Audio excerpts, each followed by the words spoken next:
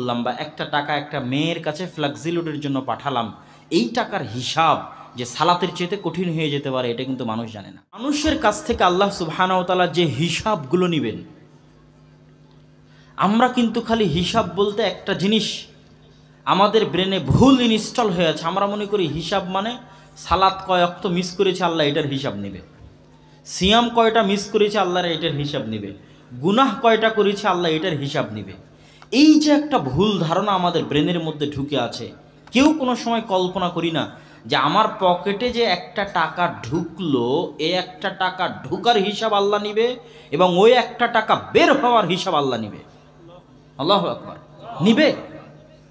এই জিনিসটা আমার নানাকে যখন আমি দেখতাম, যে আমার নানা খুব পরহেজগার মানুষ ছিলেন, তো উনি প্রতিটা টাকার হিসাব খাতায় লিখে রাখতেন। এমনকি 4 আনা 8 আনারও যদি হিসাব হয়, ওনার ব্যক্তিগত, ওনার কোনো ব্যবসা ট্যাবসা এরকম না, ওনার পকেটে যা ঢুকতো তা লেখা, পকেট থেকে যা বের হতো তা লেখা।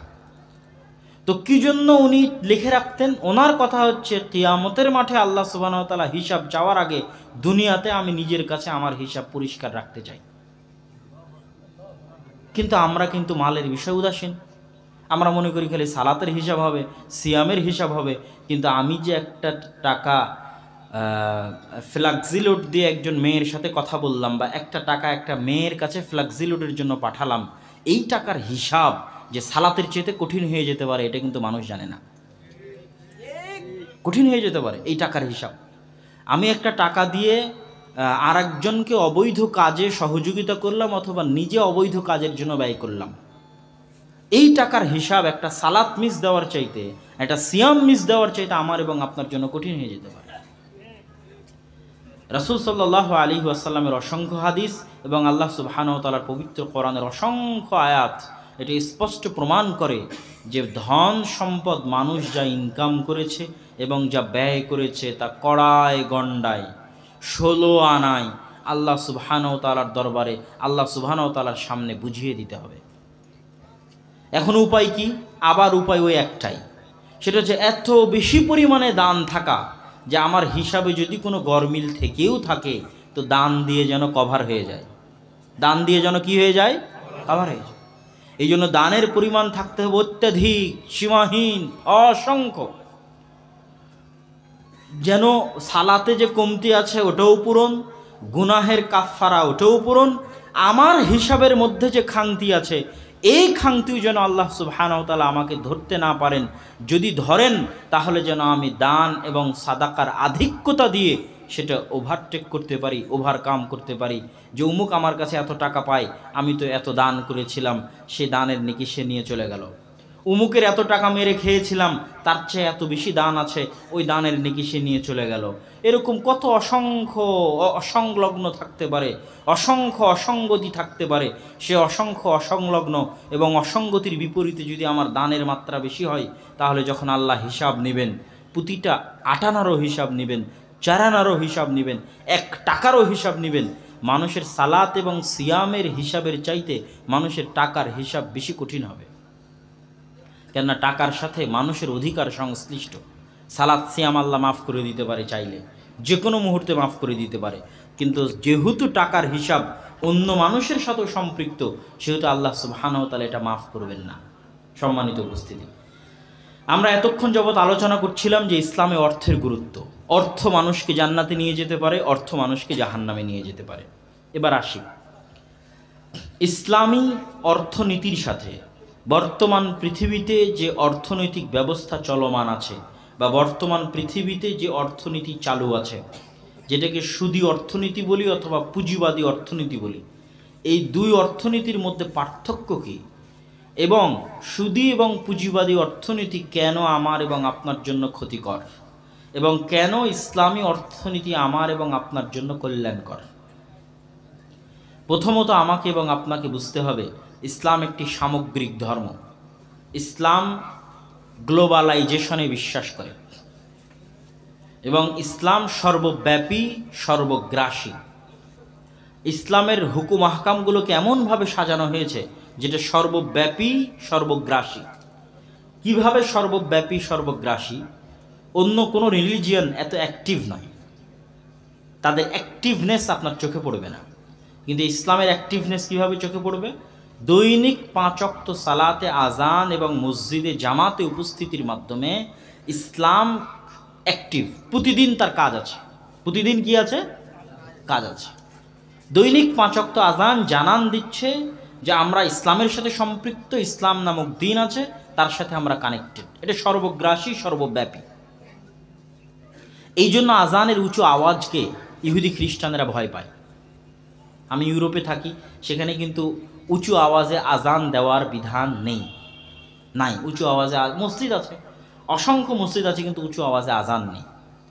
তো আমার কাছে এটা সাউন্ড পলিউশনের চাইতে আমার কাছে এটাই মনে হয় যে আজানের যে মধুর সুর, আজানের যে আকৃষ্টকারী আওয়াজ, মানুষ যদি আজান শুনতে শুনতে একবার মনে করে যে আর অর্থটা দেখি তো কী বলা হচ্ছে এখানে, একবার বুঝে দেখি তো কী বলা হচ্ছে এখানে, শুনতে শুনতে কি মানুষের মনে প্রশ্ন জাগতে পারে না? পারে। ওই প্রশ্নেই মানুষকে হেদায়েত দিয়ে দিতে পারে, ওই প্রশ্নে মানুষকে ইসলামের ছায়াতলে নিয়ে আসতে পারে। তো আমি কি বলছিলাম যে ইসলাম হচ্ছে সর্বগ্রাসী, সর্বব্যাপী একটা দিন। ইহুদি ধর্ম কিন্তু সংকুচিত দিন। যে জন্মগতভাবে ইহুদি, সে ছাড়া কেউ ইহুদি হতে পারবে না। আপনি যদি ইহুদি পরিবারে জন্ম না হয়, আপনি কনভার্ট হয়ে ইহুদি হওয়ার কোনো উপায় নেই। এই জন্য ইহুদি হচ্ছে সীমাবদ্ধ একটা ধর্ম। কিন্তু সীমাবদ্ধ থাকার পরেও তাদের পজিটিভ দিক, তাদের দৃষ্টিতে কি, তারা মনে করে হচ্ছে সারা পৃথিবীর সুপারিয়রিটি, সারা পৃথিবীতে সবচেয়ে শ্রেষ্ঠ আল্লাহর সন্তান। নাউজুবিল্লাহ, আল্লাহর সন্তান হচ্ছে তারা, বাকি সব হচ্ছে তাদের স্লেভ, দাস এবং গোলাম। আমেরিকার খ্রিস্টানরা ওদের দাস গোলাম, আমি এবং আপনি ওদের দাস এবং গোলাম। এটা ওদের মেন্টালিটি, প্রকাশ্যে বলে না কিন্তু ভিতরে বিশ্বাস করে। এই জন্য কাউকে তাদের দিনের মধ্যে প্রবেশ করানোর সুযোগ তারা দেয় না। কেন? দাসদেরকে কেন তারা গ্রহণ করবে? ওরা আল্লাহর সন্তান, নাউজুবিল্লাহ। এই জন্য তারা সুপেরিয়র থাকবে এবং বাকি সবাইকে যখন চাইবে তখন হত্যা করতে পারবে, সবার মা বোনকে যখন চাইবে ধর্ষণ করতে পারবে। আপনি যখন ওই যে ইসরায়েলি কোনো পুলিশ যখন ডাইরেক্ট গুলি করে, আপনার কাছে আশ্চর্য মনে হয় যে কেমনি গুলি করে। এটা তাদের কাছে আশ্চর্যের কিছু না। স্লেভ, দাসকে গুলি করছে, কৃত দাসকে গুলি করছে, ও মালিক মুনিব। এই জন্য তার কোনো পরোয়া থাকে না গুলি করার সময়। তার স্ত্রী পুত্রকে যখন তখন ধর্ষণ করতে পারে, এটা তার কাছে তার সম্পদ।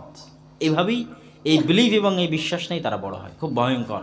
এই জন্য আল্লাহ সুবহানাহু ওয়া তাআলা পবিত্র কোরআনে বলেছে সবচেয়ে ভয়ঙ্কর শত্রু ওরা। তো কি বলছিলাম, সেটা হচ্ছে যে তাদের দিনটা হচ্ছে সংকুচিত, সীমাবদ্ধ। কিন্তু ইসলাম সর্বগ্রাসী, সর্বব্যাপী, যে কেউ ইসলামে আসতে পারে। এবং ইসলামে মানুষের যে কাতারবদ্ধ, এই কাতারবদ্ধ হওয়ার রঙের উপর ভিত্তি নাই, বর্ণের উপর ভিত্তি নাই, তারপরে কোন গোত্র কোন জাতি তার উপর ভিত্তি নাই, কালেমা পড়লেই সে আপনার ভাই। এই যে বন্ধন, এই বন্ধনটা খুব শক্তিশালী। তো আমি যেটা বুঝাতে চাচ্ছিলাম সেটা হচ্ছে ইসলাম যেহেতু একটা গ্লোবালাইজেশন তথা বিশ্বায়ন, সারা পৃথিবীর সকল ক্ষেত্রে অবদান রাখতে পারে এরকম একটা দিন। এই দিনের রাষ্ট্রে অবদান আছে, এই দিনের অর্থনীতিতে অবদান আছে, এই দিনের সমাজনীতিতে অবদান আছে, পরিবারে অবদান আছে, ব্যক্তিগত জীবনে অবদান আছে, মসজিদ এবং মাদ্রাসায় অবদান আছে, ধর্মে অবদান আছে।